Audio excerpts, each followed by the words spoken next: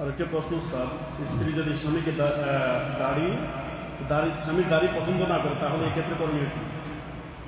স্ত্রী যদি স্বামীর দাড়ি পছন্দ না করে, হ্যাঁ, তাহলে কি করতে হবে? আপনি আপনার দিন পালন করবেন স্ত্রীর পরামর্শ নিয়ে না আল্লাহর হুকুম নিয়ে?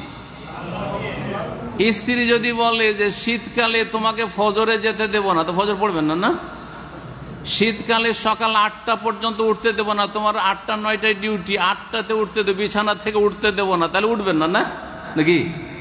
আউযুবিল্লাহ। জি, এটা বরং শিরক। কেউ যদি বলে আমার স্ত্রীর কারণে দাড়ি রাখতে পারছি না, তো সেই ব্যক্তি শিরক করলো। কারণ দাড়ি হচ্ছে ইবাদত, দাড়ি হচ্ছে নেকি, দাড়ি হচ্ছে তা। সুতরাং সওয়াবের কাজ, ইবাদতের কাজ কারো চাপে করলো না, বা কারো কথাতে। চাপ কি? তার গোলাম আপনি না সে আপনার গোলাম?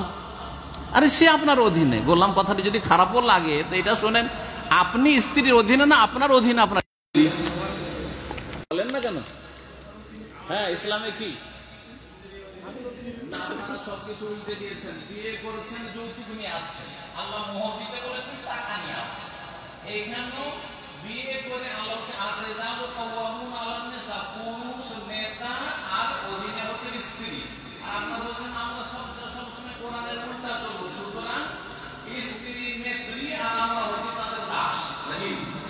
হ্যাঁ, স্ত্রী বললাম, স্ত্রী বললাম আপনি স্ত্রী, স্ত্রীর বললাম যে ব্যক্তি স্ত্রীর মাথায় দাঁড়িয়ে রাখবে না, সেই ব্যক্তি শিরক করবে।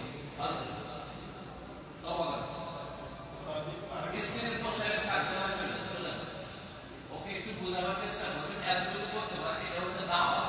আর যদি পোশাকে থাকবে না হলে চলে যাবে, কারণ খবিস মহিলার জন্য খবিস পুরুষই মানায়, শোভা পায়। আপনার মতো নারী মানায় না, তার জন্য আরেকটা প্রশ্ন,